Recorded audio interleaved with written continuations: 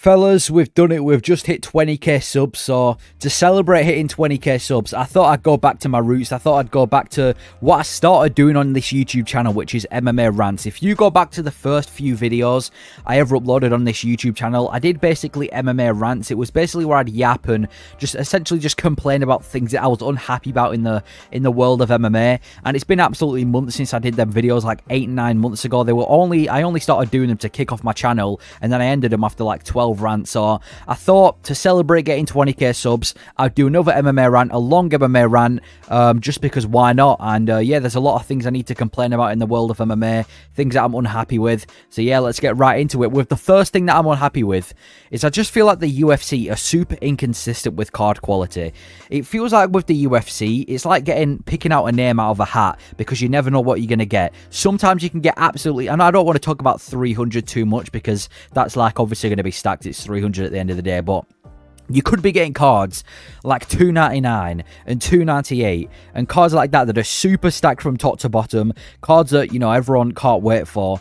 And then there's also cards like UFC 301 that are just absolutely horrendous, or UFC 297, and I'll talk about UFC 301 later on in this video because that's going to get a feature. But specifically, just yeah, the fact that some cards can be so stacked and then other ones can be so bad and they're all the same price, I feel like that's it's just super inconsistent. It's not even pay-per-views as well, it's also fight nights. Like, we can be getting fight nights like Namajunas versus Ribas or Allen versus Curtis, and I know it was supposed to be Allen versus Vettori, but still.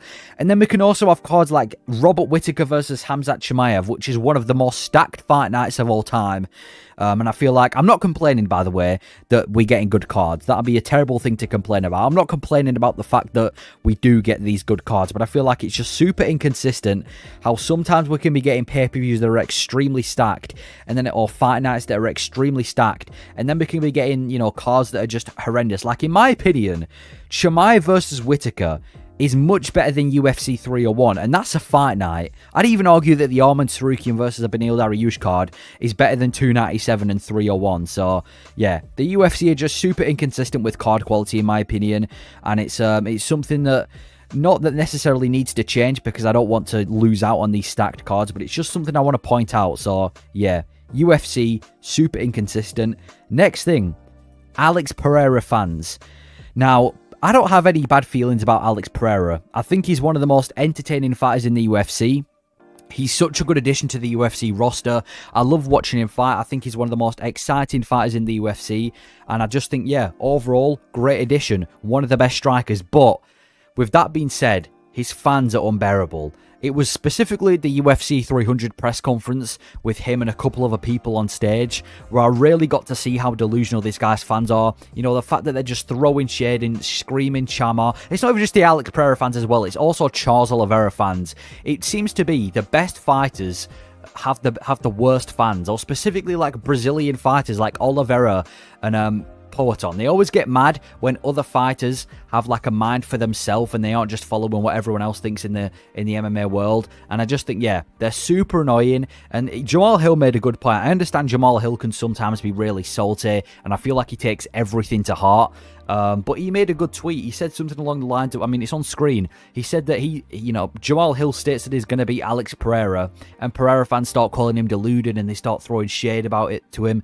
And then, Pereira's saying that he wants to fight on 301 back-to-back pay-per-views, which he's obviously not going to do. He's not going to face Ankalaev at 301 after he's just fought Jamal Hill against the stylistically most difficult fight in the UFC against Ankalaev at 301. And then Pereira fans, egging him on, saying, yeah, that's a good idea. So I feel like Hill's very, he made a good point when he said that. And overall, Poeton fans, just super annoying. And I feel like the fan base of Alex Pereira definitely lets him down. So yeah, that's just another thing I want to get out of the way. I can't stand Poeton fans or Charles Oliveira fans, or specifically just fans of the Brazilian fighters. The next rant is that UFC 300 is the greatest card ever, and people should stop hating. I've seen so many people hating on 300, and listen, it's okay to be disappointed. Maybe you were expecting something bigger because Dana White was hyping it up so much, and I understand that Jamal Hill versus Alex Pereira, it could have been a headline for any pay-per-view, so I understand that you might have been expecting like a super fight, which we didn't get. And maybe I understand that the quality and the standards for 300 is always going to be higher because it's 300 at the end of the day. It's not going to be a bang average pay-per-view. But with that being said, people saying that it's a terrible pay-per-view, people saying that there's, you know, cards that are better than 300, and people saying that it's just overall a bad card, a somewhat bad card or underwhelming card.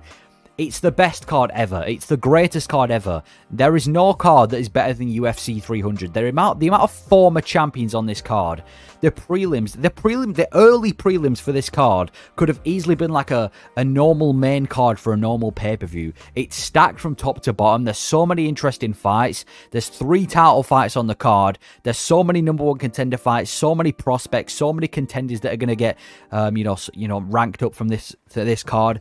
Yeah, there are slight issues, I will admit. I don't think it's a flawless card. I'm not saying it's flawless.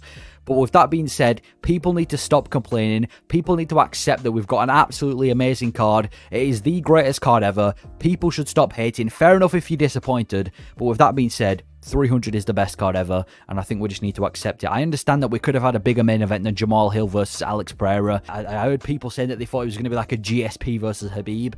So maybe if you were expecting that, I can understand why you might be disappointed, but still, you've got to acknowledge that it is one of the best cards ever. UFC 300, I'm just going to get it out of the way. But with that being said, even though it's the best card ever, the poster sucks, and so does the Bout Order. Listen, who designed the UFC 300 poster? Because I need to be having words. To have the greatest card ever in UFC 300, this thing's only going to happen like once every 6 to 8 years, and that's the poster. I've seen better posters in Microsoft Paint. I could have made a better poster in 10 minutes. Who decided that was going to be the final product for UFC 300? Even the UFC 200 poster and 100 poster were better than that. It's literally just the most bland poster ever. You've got a flag, turned it orange, stuck the UFC logo on it, and put 300 in a signature form. Absolutely horrendous poster. Whoever, designed that poster needs to be fired. And I can't believe the UFC would even show that as an official poster. And then the next rant about 300 is the Bout Order. The card's great, but I'm not too happy about the Bout Order. I mean, Bo Nickel being on the main card. Why is Bo Nickel on the main card? The guy's coming off a win over Val Woodburn. Val Woodburn, a gardener. He's coming off a win over Val Woodburn, and he's fighting Cody Brundage, and he's somehow made it on the main card of the biggest card of all time. I understand you're trying to push him as a prospect. I understand you're trying to push him and get him, to be one of the most hyped fighters in the UFC. But really, sticking him on the main card of UFC, this guy should be on the early prelims. Davison Figueiredo versus Cody Garbrandt should be higher than Bo Nickel and Cody Brundage, and they're literally the first fight on the early prelims. And I don't know why they've done that. Andrade versus Rodriguez should be the first fight on the card, to be honest with you. I understand they're trying to kick it off with a bang, but still. Overall, the Bout Order I'm not too happy with, and I think the poster sucks. Still doesn't take away from the fact that it's a good card, but there's definitely a few flaws with this card, and I feel like whoever designed this and whoever was working on the behind the scenes of 300 when it comes to the poster making and the card making, they need to be sacked. Next rant I've got is UFC 301. I said that I'm going to come back to this card, and I am coming back to it. It's just, I'm just giving you a reminder. It sucks. It's going to be so disappointing to go from all the hype of 299 and 300 and to land back on a mid pay-per-view in 301. There's some people out there that might be hyped about Steve Ursa getting a title shot. There's people out there that might be hyped about Jose Aldo coming back. And fair play, right? I'm not saying it's one of the worst pay-per-views of all time, but flyweight main event. Just don't. I do care, right? It's not that I don't care. I'm not going to treat it like women's MMA, but flyweight main event for a pay-per-view. Flyweights, in my opinion, should always be the co-main event for a pay-per-view or the main event for a main event for a fight night. Unless you've got like a really intriguing fight, like a Muhammad Mokaev versus a Brandon Royval after months of hyping each other up, assuming that Royval or Mokaev was obviously the champion at the time. But Pantoja versus Usyk is a main event for a pay-per-view. And I understand people are excited about Jose Aldo coming back, but that's literally the only hype for this card. The rest of the card is horrible. Whittaker Chimaev is a better card than this, like I said before. That Whittaker Chimaev fight night is a better card than this. Which just shows how inconsistent the UFC are. It's such a fight night. If there was no belt on the line, this would easily just be an average, well, not an average, it'll be an above average fight night, but it would still be a fight night card. So yeah, it sucks, and I knew they were going to do like a bad pay-per-view after 300 because they've just used all their good fighters at once, and then they've just chucked, you know, the scraps are, you know, just shoved to 301. So I understood that it's not going to be the best pay-per-view, but yeah, it just sucks. My next rant is the heavyweight division.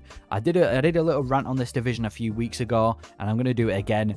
Yeah, it's just a head mash right now. I don't even know what's going on with the division. Obviously, before, we all know that the heavyweight division outside of the top 10 is horrible. It is. It's just a bunch of short, fat, unathletic heavyweights that don't really know what they're doing, that don't really bring any interest to the sport, and honestly make the sport look bad. And it is probably one of the worst divisions outside of the top 10. So delete heavyweight outside the top 10.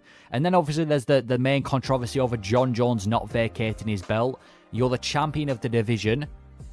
Vacate the belt if you're injured, just like Jamal Hill and Yuri Prohaska did. And why are you coming back to fight Stipe Miocic, who hasn't fought since 2021? And when he did, he got brutally knocked out by Francis Ngannou, and now he's limping into arenas. You're fighting an old and washed Stipe Miocic. Aspinall's now having to defend his interim belt. It should be John Jones versus Tom Aspinall. Literally everyone wants that fight, besides Dana White. And then on top of that, let's not talk about the title picture, because that is a mess, right? The title picture of the heavyweight division is a mess. The fact that we're having the interim champion defend a belt. Gone. Cyril Gone, another fighter that I'm not too happy with. Who is he going to be fighting? Because we just got announced that Pavlovich is going to be facing Volkov, which, by the way, that's a good fight. I don't mind that fight at all. I think that's a great fight for the heavyweight division. And Jelton Almeida, I think he's going to be making a comeback soon, because he was actually scheduled to fight Almeida. Blades is most likely going to be fighting Aspinall. So who's Cyril Gane going to be facing? Are we going to be seeing Cyril Gane versus Marcin Tybura? If Cyril Gane somehow finesses a title shot against Aspinall by beating Sergey Spivak and Marcin Tybura, fair play if he's facing Jelton Almeida, but I don't know why he'd refuse to fight Pavlovich and instead fight Jelton Almeida when Almeida's a much more stylistically difficult fight for him. But yeah, who is Cyril Gane going to be fighting? Because if I find out that Cyril Gane is going to be fighting Marcin Tybura for a title shot, I'm going to be fuming. And I understand that Aspinall also fought Marcin Tybura for the fight against Sergey Pavlovich, but at the time, that was for the interim belt, and we were expecting the winner of the interim belt to go on to fight the undisputed champion. So we kind of all view Aspinall as the undisputed champion right now. So that's why it doesn't make sense for Gane to be getting a shot against Aspinall after he beats Tybura. And at the same time, Gane's lost 2 title shots. Aspinall at the time hadn't lost 2 title shots. Gane's already failed 2 title shots against Ngannou and Jones. Overall, the heavyweight division is a head mash. Yeah, this division is in an absolute state right now. Next thing. Khabib fans still fry my brain. We talked about the Poatan fans and we talked about the Oliveira fans. Khabib fans are very different. You're not going to find them at press conferences trashing opponents. So they like to play this card that they're very humble and they're very, you know, they don't like to trash talk. They're very humble, but they're not humble at all. You go to any fighter in the lightweight division, any fighter that's got any sort of relation with Conor McGregor, and all you're going to see is people flooding their comments with smash, chicken, tap like chicken, smash, tap, quitter. These are genuinely some of the most irritating fans out there. And it's not even like Khabib is the greatest of all time. Fair enough if you want to, like, even John Jones fans are more bearable than Khabib fans. He's not the greatest of all time. I'm not going to go into it now, but a lot of these guys, it's the argument they have for calling Khabib the GOAT. They like to call him the GOAT for never bleeding. If that was the case, Marlon Vera would have been the greatest of all time before he fought Sean O'Malley. Never bleeding doesn't make you the greatest of all time. It doesn't get you in the Hall of Fame. It's undefeated, fair enough. He never lost a fight, but at the same time, you've got 3 title defenses. You never went into deep water. All of his title defenses were against stylistically easy fights in Conor McGregor, Justin Gaethje, and Dustin Poirier. He never once faced a fight that was going to be stylistically challenging like a Charles Oliveira or a Tony Ferguson. And I know he was matched against Tony Ferguson, but he never actually ended up fighting him, and he didn't stick around long enough. Overall, he can't be the greatest of all time. I do think he's the greatest lightweight of all time, but his fans definitely bring his reputation. If Khabib had bearable fans, fair enough, I think I'd have a lot more respect for. Well, I think a lot of people would, you know, be more open to accepting that Khabib's one of the greatest. But because his fans are so deluded, that's where it kind of gets to the point where we don't want to listen to any discussion about Khabib anymore, because it's just going to be flooded with delusional Khabib fans. So that's my next rant. My next rant out, though, the final rant I've got, is Dana White. recently he's come out and said, and this isn't the first time he's done this as well. If you notice, whenever Usman's fighting at a ceremonial press conference, not a ceremonial press conference, but a ceremonial weigh-in, they'll always announce him as the greatest welterweight of all time. Dana White, for some reason, him and the UFC have something against GSP because they'll never announce him as the greatest welterweight of all time. Never. You'll notice that. They love forgetting about GSP and forgetting about the legacy that he had. And I just think as like the owner of the UFC, it's really petty. You won't accept that GSP is the greatest of all time. There's literally no argument you can make for Usman being the greatest. GSP beats him in every single aspect. Every aspect he beats him. So there's no argument that you can make. Usman's... listen, I'm not a hater of Kamaru Usman, right? I do think he's definitely one of the greatest welterweights of all time. Top 3 in my opinion. Up there with Matt Hughes as well. But look at his defenses. Look at this guy's defenses. Gilbert Burns, fair enough. Masvidal and Colby being 2 of them each. 4 of your title defenses are Masvidal and Covington. And you're saying that this is the guy who's better than GSP. Not on my watch. Not on my watch, right? And then second of all, Dana White, listen, I don't know what's going on with Conor McGregor. There's been a lot of stuff going on. I know he's got a movie that just came out and there's been clips of him surfing online of him looking very questionable. But Dana White, apparently it's Dana White that's not letting Conor McGregor fight. Apparently there's issues with Conor McGregor wanting to fight and Dana White's just not letting him fight off his contract anymore. So maybe it's not Conor McGregor's fault that he's been so inactive, and maybe it's actually Dana White's fault. So overall, recently, and this obviously it's no surprise that Dana White's been delusional. He's always been somewhat delusional. Also a great CEO for the UFC, but at the same time, very delusional. But yeah, that is my MMA rant done. I thought I'd come back to this sort of concept. I know it's been a bit of a random chaotic video where I've not really had any structure to it, so I've kind of been waffling. But listen, it's a 20k sub special. Thank you to everyone who subscribed. Hopefully you enjoyed the MMA rant. I'm not going to, keep doing this every now and then. I think maybe, I don't know. But yeah, I don't even know what I'm saying now. I need to end the video. Goodbye. Thank you.